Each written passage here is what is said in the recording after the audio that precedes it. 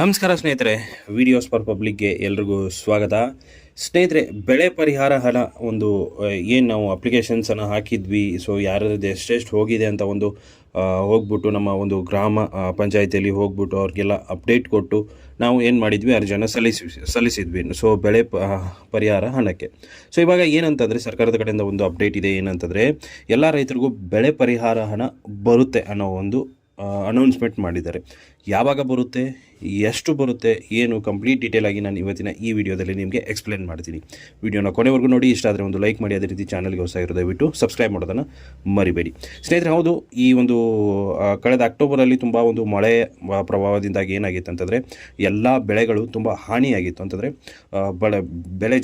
ಮಳೆ ಜಾಸ್ತಿ ಆಗಿಬಿಟ್ಟು ನಮ್ಮ ಎಲ್ಲ ಬೆಳೆಗಳು, ಎಲ್ಲ ನಮ್ಮ ರೈತರ ಬೆಳೆಗಳು ಏನಾಗಿತ್ತು ಅಂತಂದರೆ ಹಾನಿಯಾಗಿರೋದ್ರಿಂದ ಎಲ್ಲ ರೈತರು ಏನು ಮಾಡಿದರು ಅಂತಂದರೆ ಬೆಳೆ ಹಾನಿ ಪರಿಹಾರಕ್ಕಾಗಿ ಅಪ್ಲಿಕೇಶನನ್ನು ಹಾಕಿದರು.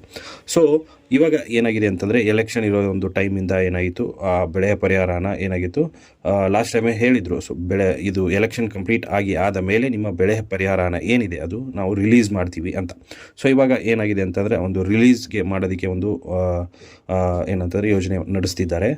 ಈ ಹಣ ಡೈರೆಕ್ಟಾಗಿ ನಮ್ಮ ರೈತರ ಒಂದು ಏನು ಆಧಾರ್ ಕಾರ್ಡ್ಗೆ ಲಿಂಕ್ ಆಗಿರುವಂಥ ಬ್ಯಾಂಕ್ ಅಕೌಂಟ್ ಇರುತ್ತಲ್ಲ, ಸೊ ಅದಕ್ಕೇ ಡೈರೆಕ್ಟಾಗಿ ಬರುತ್ತೆ ಅನ್ನೋ ಒಂದು ಮಾಹಿತಿಯನ್ನು ಕೊಟ್ಟಿದ್ದಾರೆ. ಅಂದರೆ DBT ಮುಖಾಂತರ ಡೈರೆಕ್ಟಾಗಿ ಬರುತ್ತೆ ಅಂತ. ಸೊ ಹಾಗಂತಂದರೆ ಯಾವಾಗ ಬರುತ್ತೆ? ಸೊ ಅವರು ಹೇಳಿರೋ ಪ್ರಕಾರ ಏನಂತಂದರೆ ಇನ್ನು 2-3 ಡೇಸಲ್ಲಿ, ಅಂದರೆ 2-3 ದಿನಗಳಲ್ಲಿ ನಿಮ್ಮ ಒಂದು ಖಾತೆಗೆ ಏನಾಗಿರುತ್ತೆ ಆ ಹಣ, ಮೊದಲನೇ ಹಂತಿನ ಹಣ ಏನಿರುತ್ತೆ ಅದು ಬರುತ್ತೆ ಅಂತ ಒಂದು ಅನೌನ್ಸ್ಮೆಂಟನ್ನು ಕೊಟ್ಟಿದ್ದಾರೆ.